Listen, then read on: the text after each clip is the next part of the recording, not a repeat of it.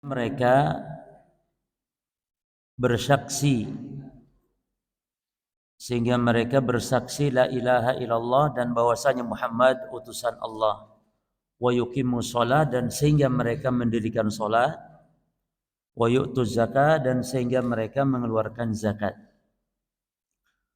Fa idza fa'alu dzalika, kalau mereka melakukan hal itu, asamu minni dima'ahum wa amwalahum, maka terpeliharalah dariku darah-darah mereka dan harta-harta mereka, illa bihaqil Islam, kecuali dengan haknya Islam.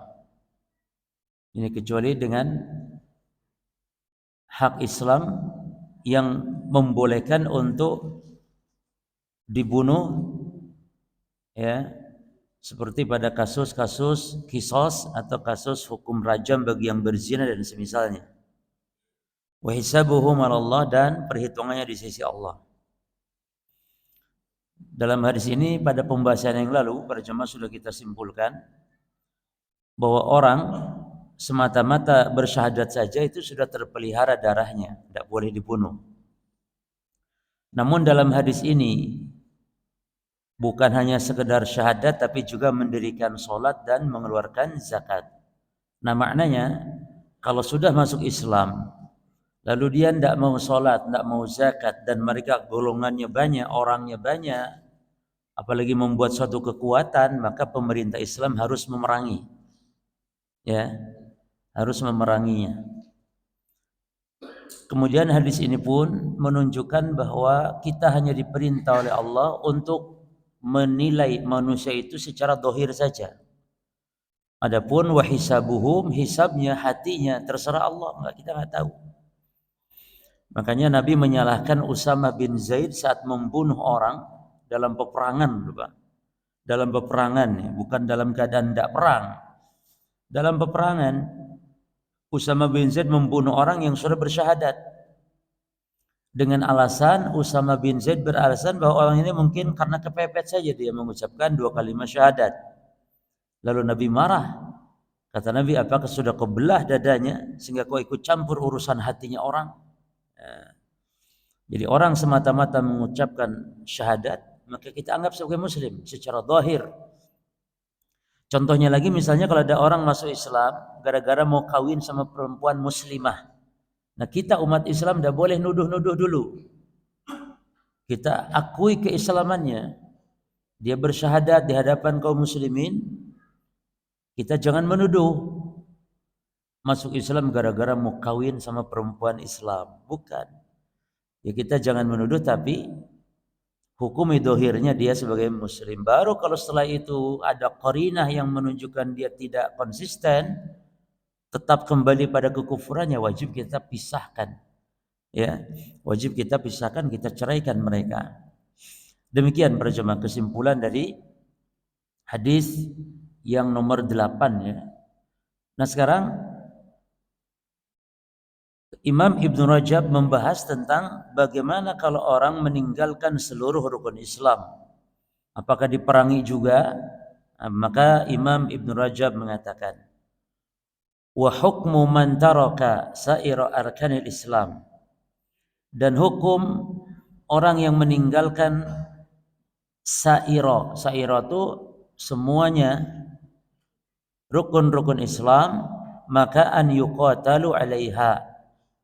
Maka tetap mereka diperangi kama yuqatalun sebagaimana diperanginya ala tarkis salati waz zakah, sebagaimana diperanginya orang yang meninggalkan salat dan meninggalkan zakat.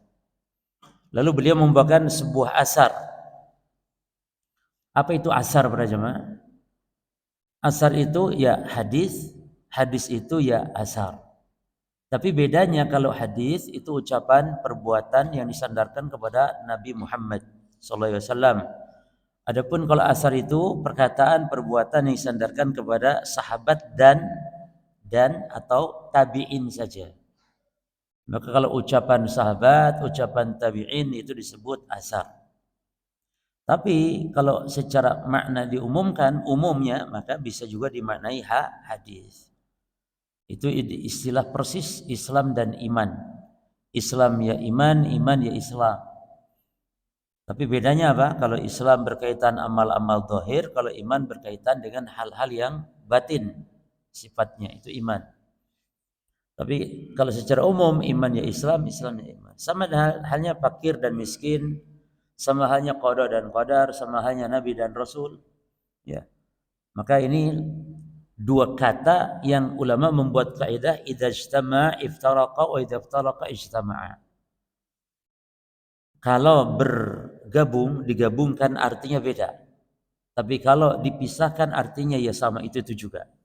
Ya. Jadi asar dan hadis itu.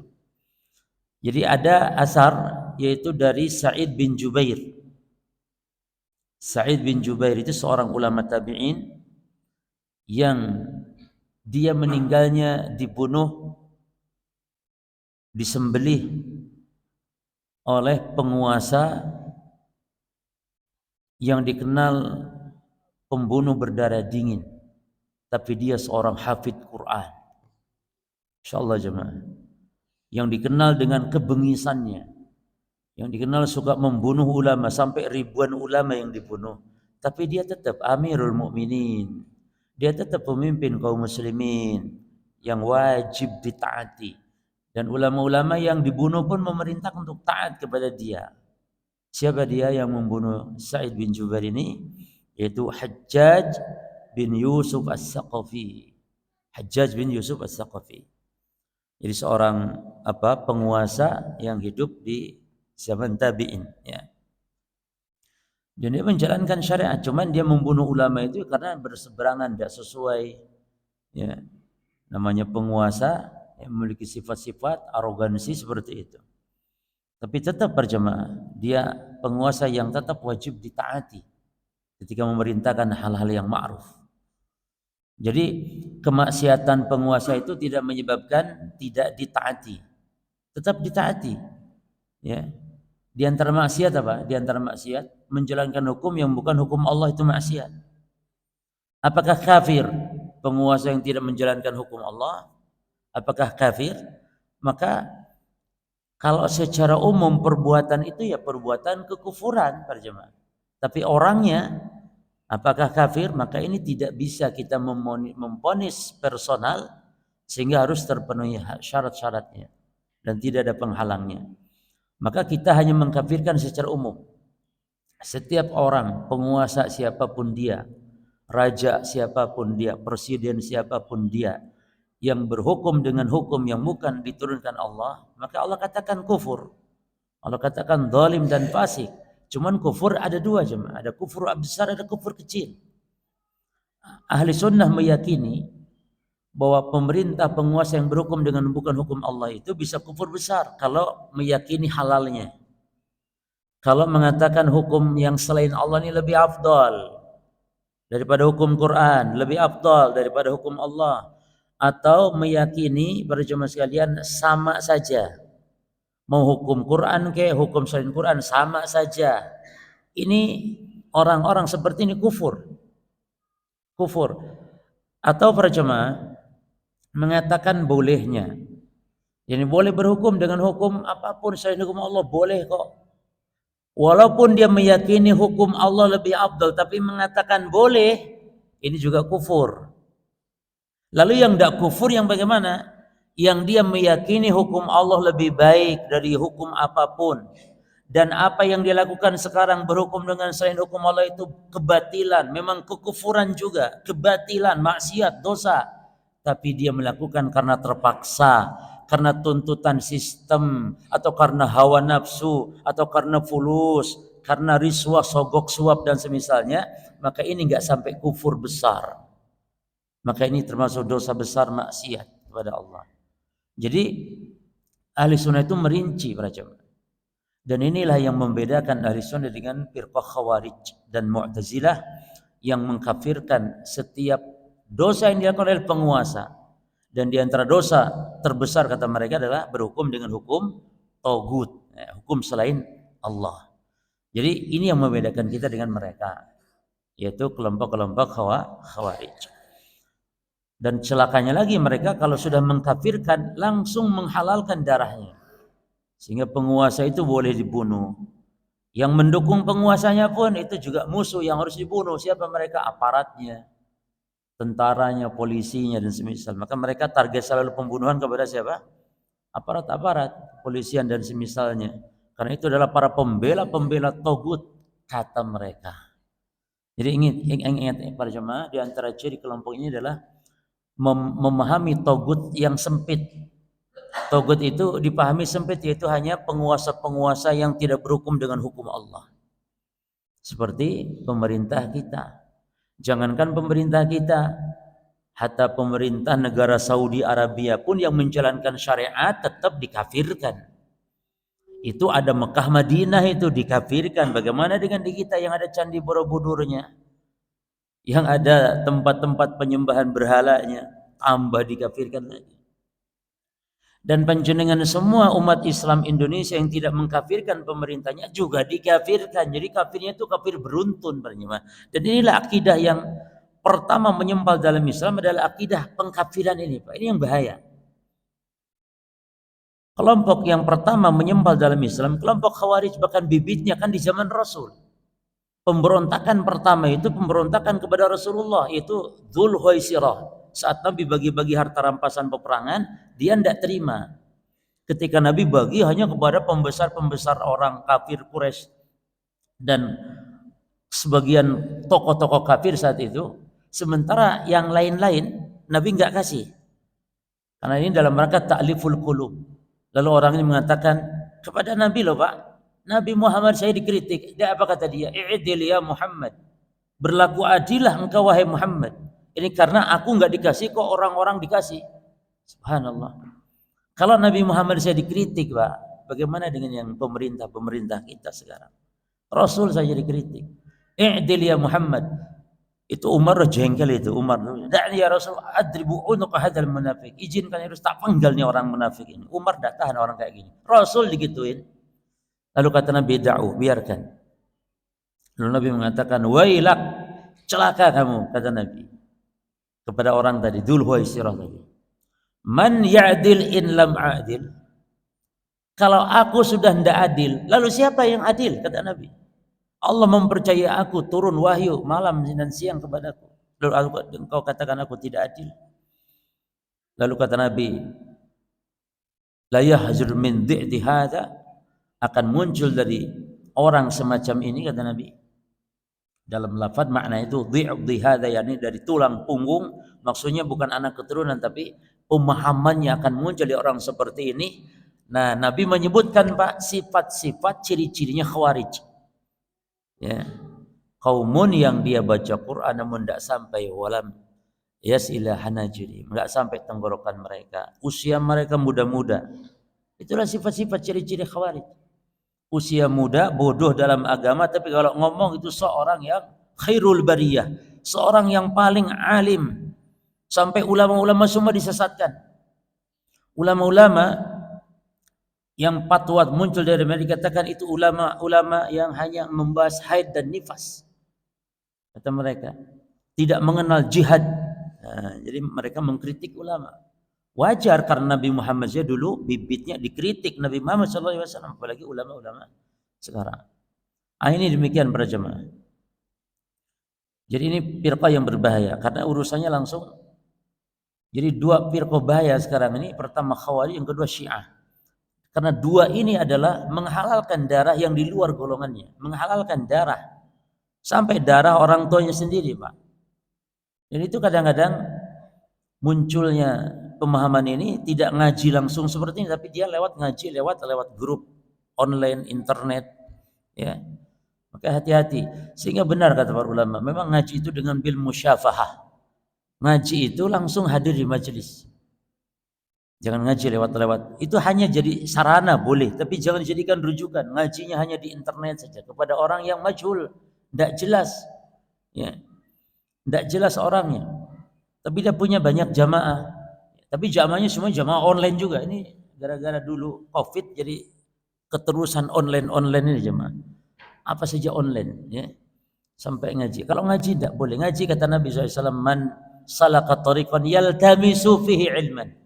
Ini siapa yang menempuh jalan Maknanya keluar, khuruj man kharaja li talabil ilm fa huwa fi sabilillah. Siapa yang khuruj, yakni keluar dari rumahnya, berjalan menuju ke majelis ilmu, maka dia di jalan Allah. Jadi belajar itu harus hadir para jemaah, hadiri majelis para ulama. Baik ya, ini poin penting berkaitan tentang firqah, kelompok yang sesat dan menyesatkan. Lalu kata Sa'id bin Jubair, qala Umar bin Al-Khattab. Umar bin Al-Khattab berkata, "Lau anna nasa tarakul hajja." Kalau seandainya manusia meninggalkan haji, la qatalnahum alaihi, maka niscaya kami akan perangi dia, kata Umar. Jadi bukan hanya meninggalkan salat. Lalu kata Umar, kama nuqatiluhum ala salah. Sebagaimana kami memerangi mereka dulu ketika meninggalkan salat. Jadi ini dilakukan pertama kali oleh Abu Bakar As-Siddiq radhiyallahu anhu. Wa zakat, demikian pula ketika dulu mereka meninggalkan zakat.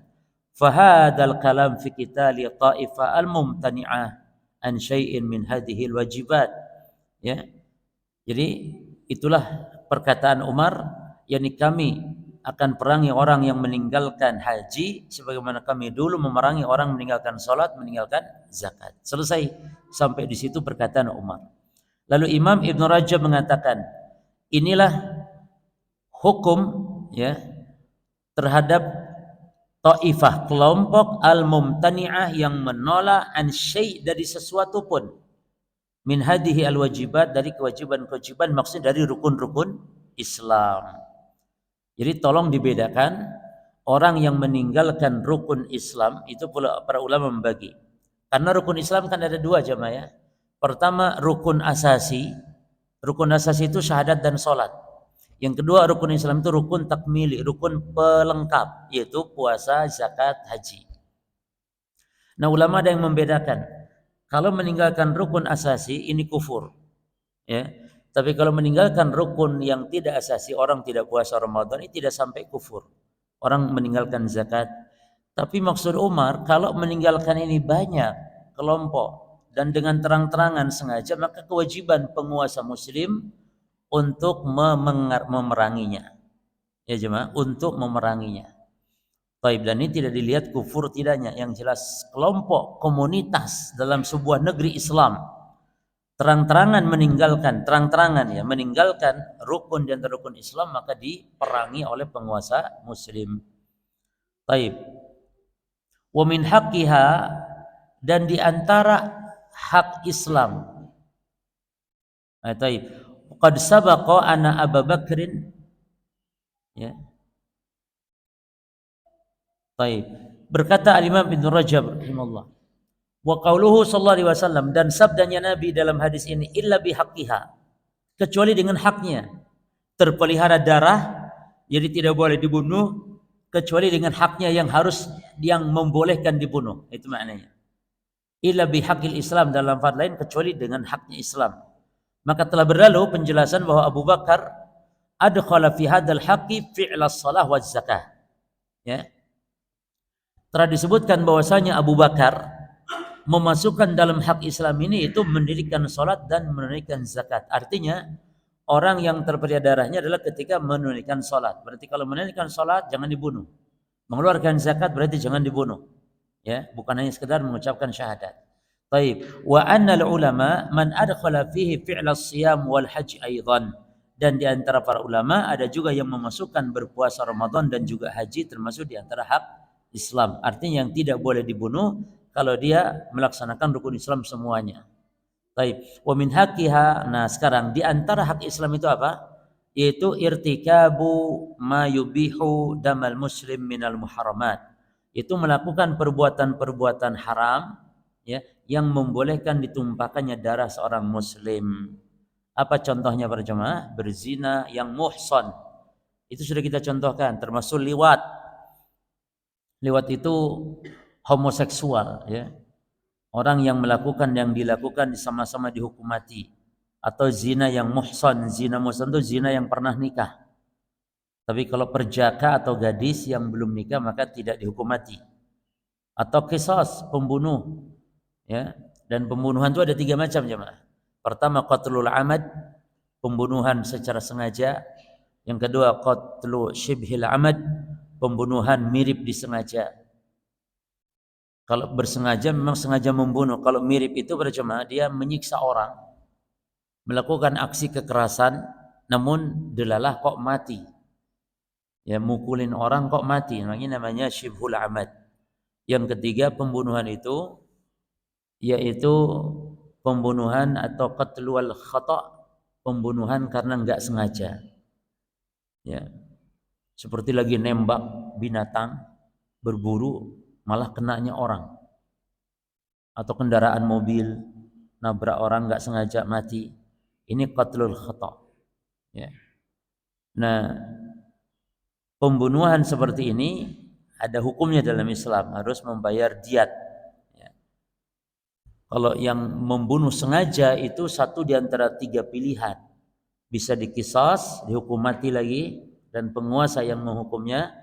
Atau kalau keluarga korban memaafkan, maka boleh mengambil diat, mengambil tebusan, dan tebusannya 100 ekor unta. Ya. Kalau unta itu sekarang harganya 10 juta berarti kali 100.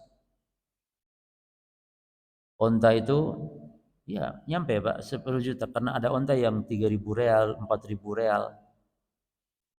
Taruhlah 10 juta kali 100 piro Pak berarti Pak. Ya Pak. 100 kali 10 juta piro Pak. Saya ngitung uang sebanyak itu susah Pak. Berapa? 1 M. Lumayan toh Pak, kita punya harga ini 1 M dalam Islam tapi ya, 1 M. Nah kalau mau keluarga korban ngambil tebusan itu 10 M. Dan nanti Pak saudara-saudara, kerabat-kerabat harus bantu itu. Karena berarti menyelamatkan nyawa orang. Jadi dalam Islam kalau ada pembunuh lalu keluarga korban minta diat 1 M, maka nih keluarga-keluarga dekatnya, warga-warga sak kampungnya, sak kobilahnya itu bantu menyelamatkan saudara kita agar tidak dihukum mati. Nah itu demikian.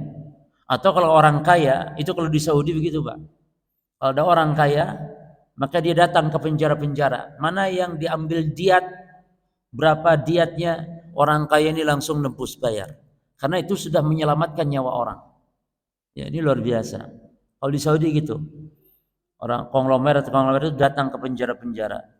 Siapa yang pembunuh-pembunuh sudah dimaafkan keluarga korban dan tinggal bayar diat.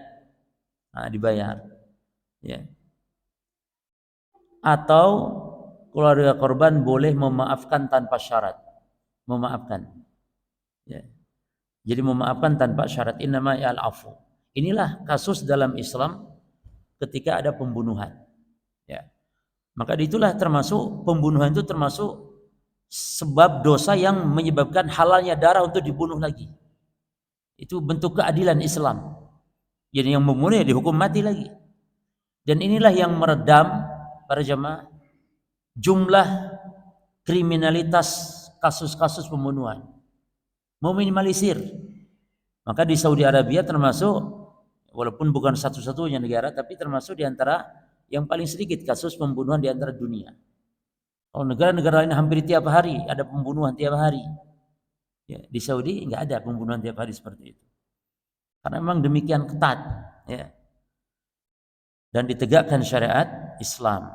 Walaupun tentu para jemaah kita harus adil ya. Sekarang ini memang tidak menutup mata kita bahwa di Saudi sekarang banyak kemaksiatan dan juga terang-terangan dilakukan. Ya. Tapi bagaimanapun tetap negara itu masih menjalankan syariat Allah, masih menjalankan syariat Islam. Semoga Allah menjaga negara Saudi dan juga negara-negara Islam yang lain termasuk negeri kita Indonesia ini. Baik. Wa qad warada tafsiru haqqiha bidzalika fi hadits Anas. Dan telah datang tafsir tentang hak Islam itu di dalam hadis Anas. Ya. Yaitu disebutkan Nabi bersabda umirtu an uqatilan nas hatta yaqulu la ilaha illallah. Aku diperintah oleh Allah kata Nabi untuk memerangi manusia sehingga manusia mengucapkan la ilaha illallah. Fa idza qaluha, kalau mengucapkan itu, asamu minni dimahum wa amalahum ila bihaqqiha. Kalau mereka mengucapkan la ilaha illallah, maka terpilih dariku darahnya, hartanya, kecuali dengan haknya. Wa hisabuhum Allah, dan hisabnya kepada Allah. Lalu Nabi ditanya, apa haknya? Kata Nabi, zina ba'da ihsan. Haknya itu boleh dihalalkan darah, ditumpahkan darahnya, itu kata Nabi, zina setelah ihsan. Zina setelah menikah. Baik sedang menikah ataupun pernah menikah. Itu muhsan. Ini muhsan itu orang yang sedang menikah atau pernah, walaupun janda, walaupun duda. Kalau berzina dan ketangkap oleh saksi, 4 orang saksi jemaah. Jadi zina itu tidak sembarangan langsung main hukum, tidak. Harus disaksikan oleh 4 orang saksi, Pak. Dan yang menyaksikan harus melihat. Kalau ada orang berdua, laki perempuan bukan mahram, masuk ke rumah kosong, misalnya masuk, kita tidak lihat sedang apa, nggak boleh. Nggak boleh itu kita katakan dia berzina. Belum tentu berzina. Mungkin dia hanya ngobrol-ngobrol berdua. Tapi kalau lihat, dan tidak boleh seorang muslim, tidak boleh Pak, seorang muslim mencari-cari kesalahan muslim yang lain.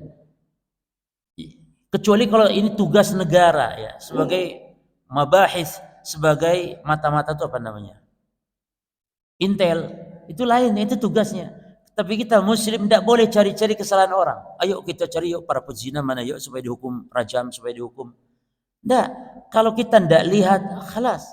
Terus kalau kita sedang sendirian, lalu ada lihat orang berzina, khalas, kalau kita tutup ya tutup. Karena kita sendirian, mau lapor pun tidak bisa. Karena kita sendiri. Harusnya berapa orang? 4 orang. Jadi tidak semudah itu hukum dalam Islam. Jelas Pak ya? Jadi harus disaksikan oleh 4 orang saksi. Dan 4 ini melihat. Bukan sekedar melihat ada orang sedang berduaan masuk di tempat kosong. Bukan. Gitu. 4 orang saksi, maka dilaporkan kepada hakim, lalu dipanggil dan dia mengaku, maka dihukum. Nah, lalu apa lagi? Wa kufrun ba'da iman. Dan kufur setelah keimanan, artinya murtad. Orang yang murtad dihukum mati dalam Islam. Karena akan merusak agama, Pak. Jadi nanti akan timbulnya kerusakan, sehingga orang-orang kafir akan melihat, loh ini kok pada keluar dari Islam ini. Oh berarti Islam ini agama enggak benar ini. Artinya tidak masuk Islam silahkan, enggak ada paksaan. Tapi kalau sudah masuk Islam, lalu dia murtad, apa alasannya? Karena Islam ini agama yang tidak mengajarkan keburukan apapun. Kalau murtad maka dihukum mati. Man badala dina faqtuluh, siapa yang mengganti agama ini murtad maka bunuh, kata Nabi. Lalu apa lagi? Kata Nabi contohnya, wa qatlu nafsin fayuqtalu biha, dan yang membunuh jiwa maka dihukum mati, qisas. Dan membunuh jiwa itu, pada jiwa yang diharamkan dibunuh ada 4 orang jiwa. Yang pertama jiwa muslim.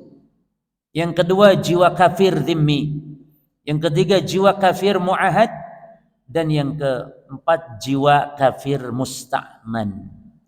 Kafir dhimmi itu kafir yang hidup di tengah-tengah negeri kaum muslimin, yang dia membayar jizyah, membayar pajak kepada negara Islam. Boleh nama masuk Islam, tidak apa-apa. Jadi orang Islam itu dalam berdakwah kepada orang kafir itu Pak, pilihannya 1 dari 3 pilihan. Diajak, didakwahi. Yang kedua, kalau mau bayar jizyah, tidak masuk Islam, tidak apa-apa. Kalau tidak, maka harus masuk Islam. Kalau tidak, maka diperangi. Jadi perang itu urutannya itu sudah ketiga. Jadi dakwah dulu, bayar pajak dulu kalau mau. Kalau tidak mau dan tidak masuk Islam, tidak mau bayar pajak, maka diperangi. Jadi jihad itu tidak ujug-ujug saja langsung main serang-serang saja. Ada dakwah, enggak boleh. Al-jihad qabla dakwah. Jadi harus diseru dulu.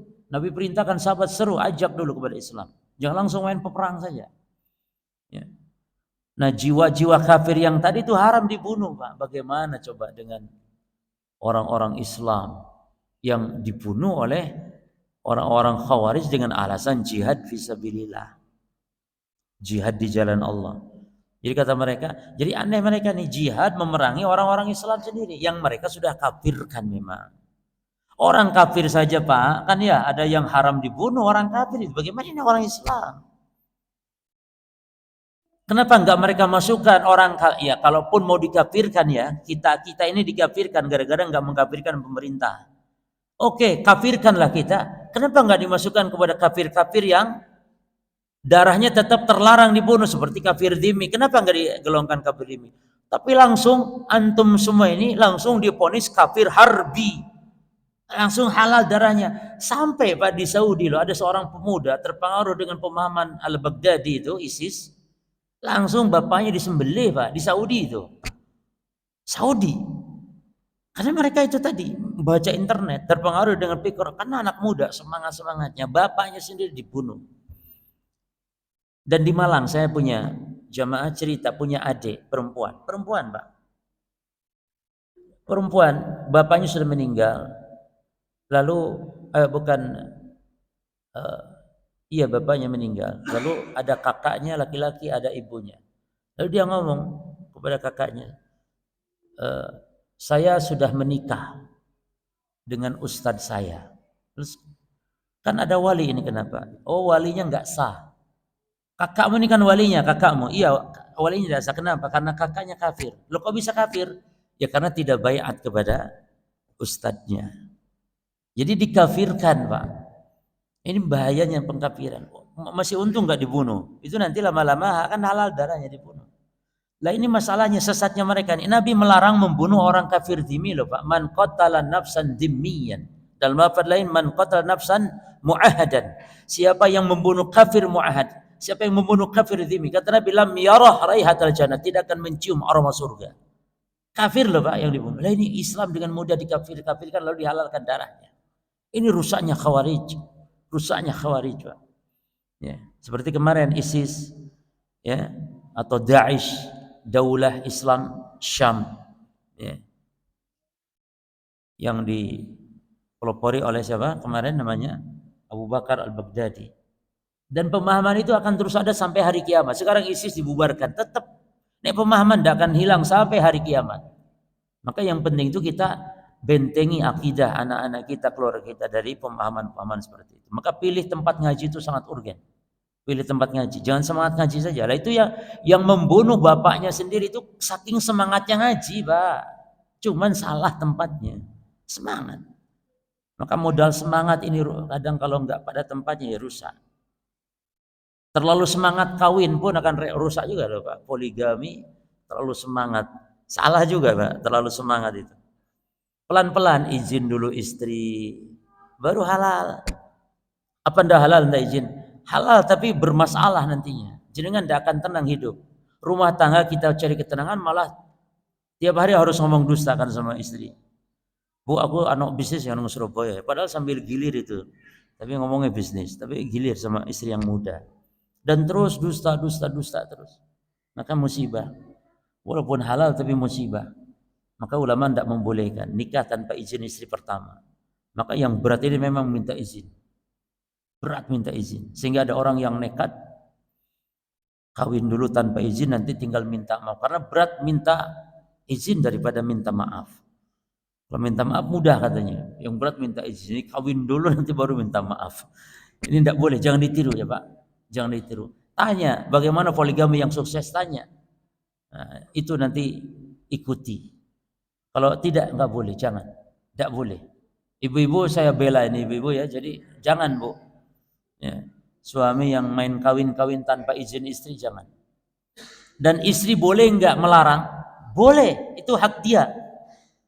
Boleh. Ya. Bahkan boleh seorang wanita mensyaratkan ketika kawin, syaratnya nanti jangan poligami. Itu boleh syarat. Tinggal suami mau tidak syarat itu. Seandainya nanti sudah kawin, suami boleh-boleh saja membatalkan syarat. Dek, syaratnya dibatalkan gimana dek? Nanti sogok kasih uang sedikit. Ya. Syaratnya dibatalkan, boleh kata, ya sudah wis tak batal no syaratnya mas. Berarti boleh, boleh. Jadi tidak masalah Pak. Syarat-syarat seperti itu dibolehkan. Syekh bin Baz, para ulama ya berfatwa boleh syarat. Syarat seperti itu dibolehkan. Nikah saya tapi syaratnya tidak poligami, boleh. Karena poligami itu bukan hal yang wajib atau apa, enggak. Hukum asal masalah nikah lagi itu boleh. Hukum asalnya. Maka syarat-syarat yang boleh, boleh saja. Misalnya boleh saya nikah saya mas, tapi syaratnya saya harus punya rumah di Surabaya. Saya buatkan rumah di Surabaya syaratnya. Boleh enggak istri minta syarat itu kepada suaminya sebelum nikah? Boleh. Tinggal antum mau tidak, itu aja. Kalau antum merasa berat karena nggak boleh poligami, ya jangan kawin dia, kawin yang lain kan banyak perempuan. Kan tinggal gitu saja. Jangan malah menuduh, oh ini syarat yang batil, syarat yang haram ini. Lah, boleh ulama membolehkan. Ya. Wah, ini semangat ibu-ibu nih kalau gini. Karena terbela. Baik. Wa qauluhu sallallahu alaihi wasallam, dan juga sabda Nabi sallallahu alaihi wasallam, wa hisabuhum 'ala Allah. Apa makna hisabuhum 'ala Allah? Yakni ta'simu dama sahibaha wa ma lahu fi dunya. Yani melindungi darah dan harta benda pemilik mereka di dunia saja.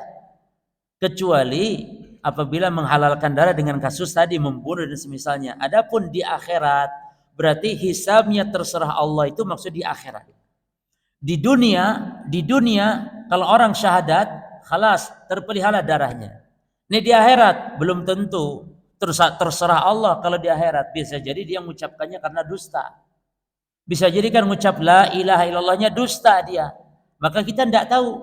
Dusta tidaknya kita tidak tahu. Yang tahu adalah Allah. Maka fahisabu ala Allah, yakni fa in kana shadiqan, kalau memang jujur Allah masukkan ke surga. Namun kalau dusta maka itu adalah berarti orang-orang munafik yang Allah masukkan di bawah keraknya neraka. Kan tinggal gitu saja. Itu makna dari wahisabuhum Allah, dan hisabnya terserah Allah, yakni tentang urusan di mana? Di akhirat, ya. Tentang urusan hati, isi hatinya bagaimana, ya. Nah, qad istadalla bihadza man yara qabul taubati zindik, dan hadis ini juga dijadikan sebagai dalil diterimanya taubat orang zindik, kata Imam Ibn Rajab. Wa huwal munafik, dan zindik adalah munafik, ya. Idza adhara al-auda ila al-Islam, apabila dia menampakkan sikap kembali kepada Islam. Yani dia dikenal orang munafik, Pak, orang zindik dia dikenal. Lalu dia taubat. Bagaimana taubatnya diterima? Tidak, kata Imam Ibn Rajab, diterima. Karena yang penting itu kan mengucapkan la ilaha illallah Muhammad Rasulullah, sudah selesai. Masalah hati dia kita serahkan kepada Allah, ya. Walam yara qatlahu, dan tidak boleh ya membunuh orang munafik tersebut bimujarrad dhuhuri nifaqihi, hanya semata-mata menampakkan kemunafikannya.